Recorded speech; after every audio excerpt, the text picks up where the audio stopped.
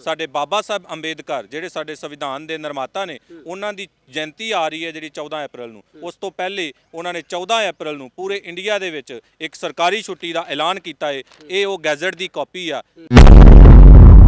ਹੁਣ ਤੁਸੀਂ ਦੇਖੋ ਕਿੱਡੀ ਵੱਡੀ ਇੱਕ ਗੱਲ ਆ ਕਿ ਕਬੀਲਿਆਂ ਦੇ ਵਿੱਚੋਂ ਸਾਡੇ ਮਾਨਯੋਗ ਦੇਸ਼ ਦੇ ਜੋ ਰਾਸ਼ਟਰਪਤੀ ਹੋਣ ਨੇ ਸਾਡੇ ਸ਼੍ਰੀਮਤੀ ਦ੍ਰੋਪਦੀ ਮੁਰਮੂ ਜੀ, ਜਿਨ੍ਹਾਂ ਨੂੰ ਦੇਸ਼ ਦੇ ਰਾਸ਼ਟਰਪਤੀ ਲਾਇਆ, ਇਹ ਕੌਣ ਕਰ ਰਿਹਾ ਹੈ? ਇੱਕ ਸਿਰਫ ਦੇਸ਼ ਦੇ ਪ੍ਰਧਾਨ ਮੰਤਰੀ ਸ਼੍ਰੀ ਨਰਿੰਦਰ ਮੋਦੀ ਜੀ ਔਰ ਭਾਰਤੀ ਜਨਤਾ ਪਾਰਟੀ ਹੀ ਕਰ ਰਹੀ ਹੈ।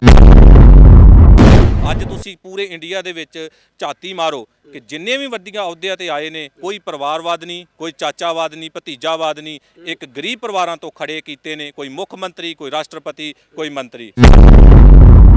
ਕਿ ਬਾਬਾ ਸਾਹਿਬ ਅੰਬੇਦਕਰ ਜੀ ਦੀਆਂ ਫੋਟੋਆਂ ਲਾਉਣ ਦੇ ਨਾਲ ਹੀ ਉਹਨਾਂ ਨੂੰ ਮੰਨਿਆ ਨਹੀਂ ਜਾਂਦਾ।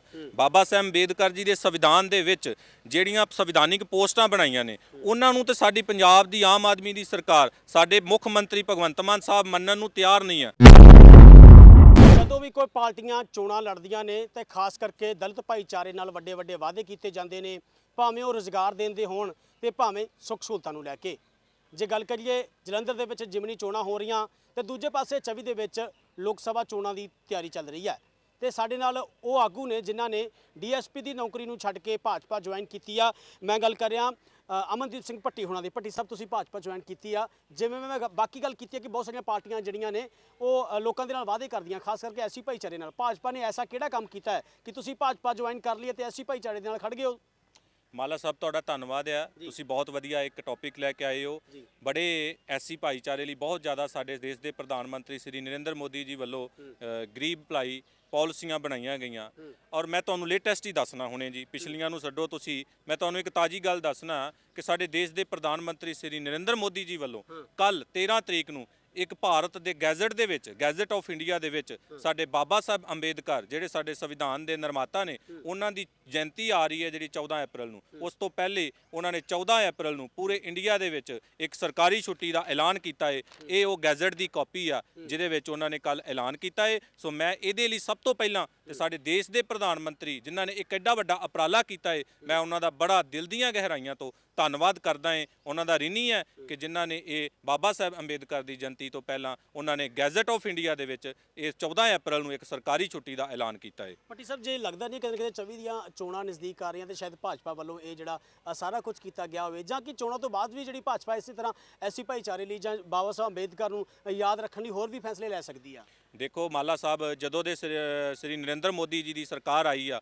ਭਾਰਤ ਦੇ ਵਿੱਚ, ਉਹਨਾਂ ਨੇ ਐਸੀ ਭਾਈਚਾਰੇ ਗਰੀਬ ਲੋਕਾਂ ਵਾਸਤੇ ਇੱਕ ਉਹਨਾਂ ਨੇ ਇਹ ਨਹੀਂ ਕਿ ਉਹਨਾਂ ਨੂੰ ਕੋਈ ਮਤਲਬ ਕੁਝ ਫ੍ਰੀ ਚੀਜ਼ਾਂ ਦਿੱਤੀਆਂ ਨੇ, ਉਹਨਾਂ ਇੱਕ ਪਾਲਿਸੀਆਂ ਬਣਾਈਆਂ ਨੇ ਕਿ ਗਰੀਬ ਭਲਾਈ ਪਾਲਿਸੀਆਂ। ਮੈਂ ਤੁਹਾਨੂੰ ਪਿਛਲੀ ਵਾਰੀ ਵੀ ਬਹੁਤ ਕੁਝ ਦੱਸ ਚੁੱਕਾ ਹਾਂ, ਐਸਾ ਕੁਝ ਨਹੀਂ ਹੈ। ਮੈਂ ਤੁਹਾਨੂੰ ਹੁਣ ਲੇਟੈਸਟ ਦੱਸਣਾ ਹੈ ਕਿ ਭਾਰਤੀ ਜਨਤਾ ਪਾਰਟੀ ਵੱਲੋਂ ਇੱਕ 14 ਅਪ੍ਰੈਲ ਤੋਂ ਲੈ ਕੇ 5 ਮਈ ਤੱਕ ਬਾਬਾ ਸਾਹਿਬ ਅੰਬੇਦਕਰ ਜੀ ਦੀ ਜਯੰਤੀ ਤੇ ਪਖਵਾੜਾ ਮਨਾਇਆ ਜਾ ਰਿਹਾ ਹੈ, ਜਿਹਦੇ ਸਬੰਧ ਦੇ ਵਿੱਚ ਪੂਰੇ ਇੰਡੀਆ ਦੇ ਵਿੱਚ ਹਰ ਜ਼ਿਲ੍ਹੇ ਦੇ ਵਿੱਚ, ਹਰ ਮੰਡਲ ਦੇ ਵਿੱਚ, ਹਰ ਬਲਾਕ ਦੇ ਵਿੱਚ ਬਾਬਾ ਸਾਹਿਬ ਅੰਬੇਦਕਰ ਜੀ ਦੀ ਜਯੰਤੀ ਭਾਰਤੀ ਜਨਤਾ ਪਾਰਟੀ ਵੱਲੋਂ ਮਨਾਈ ਜਾਏਗੀ। ਕਿਉਂਕਿ ਬਾਬਾ ਸਾਹਿਬ ਅੰਬੇਦਕਰ ਜੀ ਦੀ ਇਸ ਜਯੰਤੀ ਨੂੰ, ਕਿਉਂਕਿ ਉਹ ਸਾਡੇ ਸੰਵਿਧਾਨ ਦੇ ਨਿਰਮਾਤਾ ਨੇ ਔਰ ਇਹ ਕੋਈ ਨਹੀਂ ਕਰ ਸਕਦਾ, ਇਹ ਇੱਕ ਸਾਡੇ ਦੇਸ਼ ਦੇ ਪ੍ਰਧਾਨ ਮੰਤਰੀ ਸ਼੍ਰੀ ਨਰਿੰਦਰ ਮੋਦੀ ਜੀ ਔਰ ਭਾਰਤੀ ਜਨਤਾ ਪਾਰਟੀ ਹੀ ਕਰ ਸਕਦੀ ਆ, ਜਿਹੜੇ ਬਾਬਾ ਸਾਹਿਬ ਅੰਬੇਦਕਰ ਜੀ ਦੀਆਂ ਗੱਲਾਂ ਨੂੰ ਮੰਨਦੇ ਹੋਏ ਉਹਨਾਂ ਦੀ ਜਯੰਤੀ ਨੂੰ ਵੀ ਮਨਾ ਰਹੇ ਨੇ ਔਰ ਐਸੀ ਭਾਈਚਾਰੇ ਲਈ ਬਹੁਤ ਕੁ ਸਕੀਮਾਂ ਵੀ ਲਾਂਚ ਕਰ ਰਹੇ ਨੇ। ਕਿਉਂਕਿ ਤੁਹਾਨੂੰ ਪਤਾ ਹੈ ਕਿ ਇੱਕ ਭਾਰਤੀ ਜਨਤਾ ਪਾਰਟੀ ਹੀ ਹੈ, ਸ਼੍ਰੀ ਨਰਿੰਦਰ ਮੋਦੀ ਜੀ ਨੇ, ਕਿ ਜਿਨ੍ਹਾਂ ਨੇ ਇੱਕ ਸਾਡੇ ਸ਼੍ਰੀ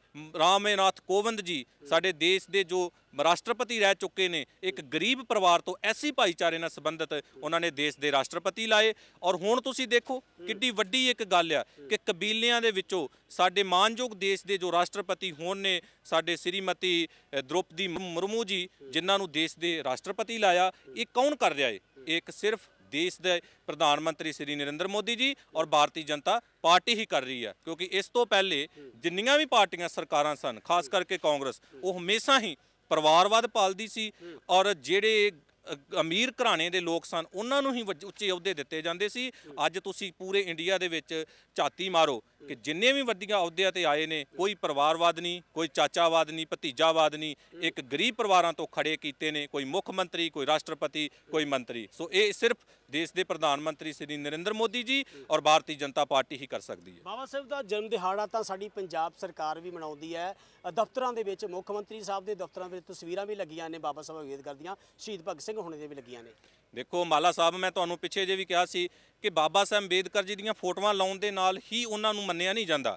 ਬਾਬਾ ਸਾਹਿਬ ਅੰਬੇਦਕਰ ਜੀ ਦੇ ਸੰਵਿਧਾਨ ਦੇ ਵਿੱਚ ਜਿਹੜੀਆਂ ਸੰਵਿਧਾਨਿਕ ਪੋਸਟਾਂ ਬਣਾਈਆਂ ਨੇ ਉਹਨਾਂ ਨੂੰ ਤੇ ਸਾਡੀ ਪੰਜਾਬ ਦੀ ਆਮ ਆਦਮੀ ਦੀ ਸਰਕਾਰ, ਸਾਡੇ ਮੁੱਖ ਮੰਤਰੀ ਭਗਵੰਤ ਮਾਨ ਸਾਹਿਬ ਮੰਨਣ ਨੂੰ ਤਿਆਰ ਨਹੀਂ ਆ। ਜਿੱਦਾਂ ਪਿੱਛੇ ਜੇ ਸਾਡੇ ਪੰਜਾਬ ਦੇ ਗਵਰਨਰ ਜਿਨ੍ਹਾਂ ਵੱਲੋਂ ਮੁੱਖ ਮੰਤਰੀ ਸਾਹਿਬ ਵੱਲੋਂ ਉਹਨਾਂ ਦਾ ਅਪਮਾਨ ਕੀਤਾ ਗਿਆ। ਮੈਂ ਤੇ ਪਿੱਛੇ ਜੇ ਵੀ ਕਿਹਾ ਸੀ ਵੀ ਭਗਵੰਤ ਮਾਨ ਸਾਹਿਬ, ਜੇ ਤੁਸੀਂ ਪੰਜਾਬ ਦੇ ਗਵਰਨਰ ਨੂੰ ਨਹੀਂ ਮੰਨਣਾ ਜਿਹੜੀ ਸੰਵਿਧਾਨਿਕ ਪੋਸਟ ਆ, ਤੇ ਜਿੱਦਾਂ ਪੰਜਾਬ ਸਰਕਾਰ ਦੇ ਹਰ ਹੁਕਮਾਂ ਦੇ ਉੱਤੇ ਪੰਜਾਬ ਰਾਜਪਾਲ ਲਿਖਿਆ ਹੁੰਦਾ ਵਾ, ਸੋ ਤੁਸੀਂ ਪੰਜਾਬ ਰਾਜਪਾਲ ਕੱਟ ਕੇ ਪੰਜਾਬ ਮੁੱਖ ਮੰਤਰੀ ਲਿਖਣਾ ਸ਼ੁਰੂ ਕਰ ਦਿਓ, ਕਿਉਂਕਿ ਤੁਸੀਂ ਕੋਈ ਰਾਜਪਾਲ ਦੀ ਸੰਵਿਧਾਨਿਕ ਪੋਸਟ ਨੂੰ ਤੇ ਮੰਨਣਾ ਨਹੀਂ ਹੈ। ਮੈਂ ਤੁਹਾਨੂੰ ਪਿੱਛੇ ਜੇ ਵੀ ਦੱਸਿਆ ਸੀ ਕਿ ਤੁਹਾਡੇ ਪੱਤਰਕਾਰਾਂ ਭਾਈਚਾਰੇ ਨੂੰ ਸੰਵਿਧਾਨ ਦੇ ਵਿੱਚ ਆਜ਼ਾਦੀ ਆ ਤੇ ਬਾਬਾ ਸਾਹਿਬ ਅੰਬੇਦਕਰ ਜੀ ਨੇ ਦਿੱਤੀ ਆ, ਤੇ ਉਹਨਾਂ ਨੂੰ ਤਾਂ ਅਸੀਂ ਮੰਨਦੇ ਨਹੀਂ। ਫੋਟੋਆਂ ਲਾ ਕੇ ਉਹਨਾਂ ਦੀਆਂ ਜਨਤੀਆਂ ਮਨਾਉਣਾ ਇਹ ਪੰਜਾਬ ਸਰਕਾਰ ਦੇ ਸਿਰਫ ਇੱਕ ਸਟੰਟ ਬਾਜ਼ੀਆਂ ਨੇ। ਜੇ ਦੂਜੀ ਗੱਲ ਕਰੀਏ ਕਿ ਹੁਣ ਤਾਂ ਮੁੱਖ ਮੰਤਰੀ ਦਾ ਇਹ ਵੀ ਬਿਆਨ ਦਿੱਤਾ ਗਿਆ ਕਿ ਸਾਨੂੰ 3.25 ਕਰੋੜ ਲੋਕਾਂ ਨੇ ਚੁਣਿਆ ਵਾ, ਸਾਡੀ ਸਰਕਾਰ 3.25 ਕਰੋੜ ਲੋਕਾਂ ਨੇ ਚੁਣੀਆਂ, ਅਸੀਂ ਉਹਨਾਂ ਦੇ ਹਿਸਾਬ ਨਾਲ ਚੱਲਣਾ ਜਿਵੇਂ ਸਾਨੂੰ ਲੋਕ ਕਹਿਣਗੇ ਪੰਜਾਬ ਦੇ। ਦੇਖੋ 3.25 ਕਰੋੜ ਲੋਕ ਹੀ ਉਹੀ ਤੇ ਲੋਕ ਨੇ ਜੀ। ਪੰਜਾਬ ਦੇ ਵਿੱਚ 35 ਤੋਂ 40% ਐਸੀ ਪਾਪੂਲੇਸ਼ਨ ਆ,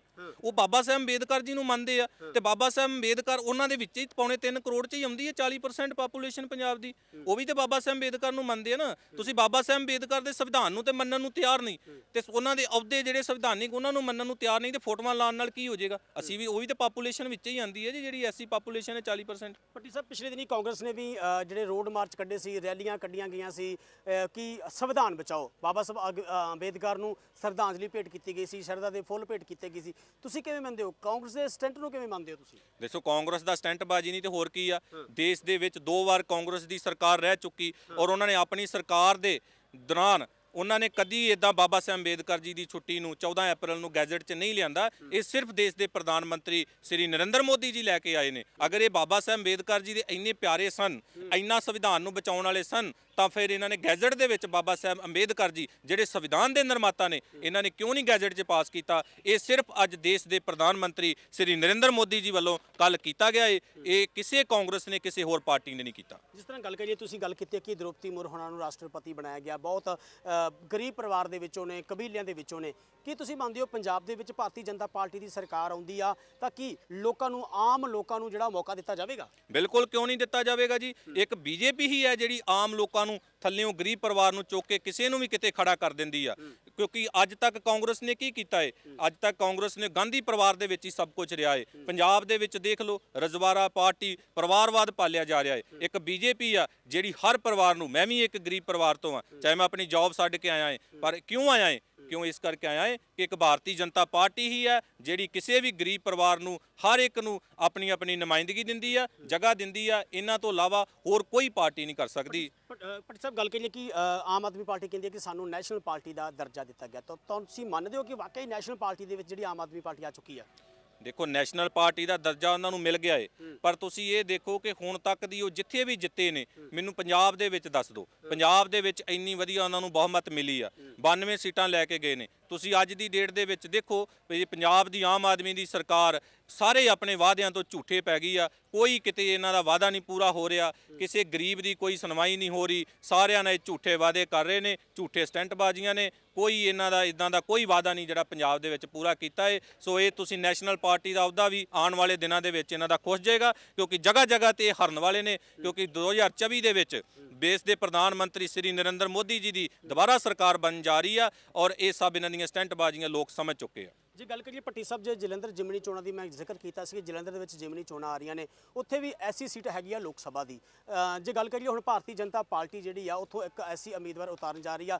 ਜਿਸ ਤਰ੍ਹਾਂ ਇਹ ਪ੍ਰਧਾਨ ਮੰਤਰੀ ਨਰਿੰਦਰ ਮੋਦੀ ਹੋਣਾ ਨੇ, ਭਾਰਤੀ ਜਨਤਾ ਪਾਰਟੀ ਨੇ ਬਾਬਾ ਸਾਹਿਬ ਅੰਬੇਦਕਰ ਨੂੰ ਮੁੱਖ ਰੱਖਦਿਆਂ ਇਹ ਫੈਸਲਾ ਲਿਆ, ਤੁਹਾਨੂੰ ਲੱਗਦਾ ਕਿ ਉੱਥੋਂ ਦੇ ਲੋਕ ਜਿਹੜੇ ਆ ਖਾਸ ਕਰਕੇ ਇਸ ਚੀਜ਼ ਤੇ ਨਜ਼ਰ ਮਾਰਨਗੇ ਜਾਂ ਭਾਰਤੀ ਜਨਤਾ ਪਾਰਟੀ ਨੂੰ ਸਪੋਰਟ ਕਰ ਸਕਦੇ ਆ? ਬਿਲਕੁਲ ਕਰਨਗੇ ਜੀ, ਕਿਉਂ ਨਹੀਂ ਕਰਨਗੇ। ਸਾਡੇ ਦੇਸ਼ ਦੇ ਪ੍ਰਧਾਨ ਮੰਤਰੀ ਸ੍ਰੀ ਨਰਿੰਦਰ ਮੋਦੀ ਜੀ ਪਹਿਲਾਂ ਹੀ ਐਸੀ ਗਰੀਬ ਲੋਕਾਂ ਵਾਸਤੇ ਪਾਲਿਸੀਆਂ ਬਣਾ ਚੁੱਕੇ ਨੇ। ਆਯੁਸ਼ਮਾਨ ਬਣਾ ਚੁੱਕੇ ਆ, ਐਸੀ ਸਕਾਲਰਸ਼ਿਪ ਦਾ ਕਰ ਚੁੱਕੇ ਆ, ਪ੍ਰਧਾਨ ਮੰਤਰੀ ਆਵਾਸ ਯੋਜਨਾ ਦਾ ਕਰ ਚੁੱਕੇ ਆ, ਉਜਵਾਲਾ ਸਕੀਮ ਦਾ ਕਰ ਚੁੱਕੇ ਆ। ਅਲੱਗ-ਅਲੱਗ ਬੜੀਆਂ ਸੌਵਾਂ ਦੀ ਤਾਦਾਦ ਦੇ ਵਿੱਚ ਮੈਂ ਤੁਹਾਨੂੰ ਪਹਿਲਾਂ ਵੀ ਦੱਸ ਚੁੱਕਾ ਹਾਂ। ਔਰ ਇਹ ਸਭ ਤੋਂ ਵੱਡਾ ਇੱਕ ਉਪਰਾਲਾ ਹੈ ਜਿਹੜਾ ਸਾਡੇ ਦੇਸ਼ ਦੇ ਪ੍ਰਧਾਨ ਮੰਤਰੀ ਸ੍ਰੀ ਨਰਿੰਦਰ ਮੋਦੀ ਜੀ ਵੱਲੋਂ ਕੀਤਾ ਗਿਆ ਹੈ ਕਿ ਬਾਬਾ ਸਾਹਿਬ ਅੰਬੇਦਕਰ ਜੀ ਦੀ ਜਯੰਤੀ, ਤੁਹਾਨੂੰ ਪਤਾ ਹੈ ਦੁਆਬੇ ਦੇ ਵਿੱਚ ਬਹੁਤ ਐਸੀ ਪਾਪੂਲੇਸ਼ਨ ਆ ਔਰ ਉਹ ਬੜੀ ਭਾਰੀ ਬਹੁਮਤ ਦੇ ਨਾਲ ਭਾਰਤੀ ਜਨਤਾ ਪਾਰਟੀ ਉੱਥੋਂ ਜਿਮਨੀ ਚੋਣ ਜਿੱਤੇਗੀ ਔਰ ਸ੍ਰੀ ਨਰਿੰਦਰ ਮੋਦੀ ਜੀ ਦੀ ਝੋਲੀ ਦੇ ਵਿੱਚ ਸੀਟ ਪਵੇਗੀ।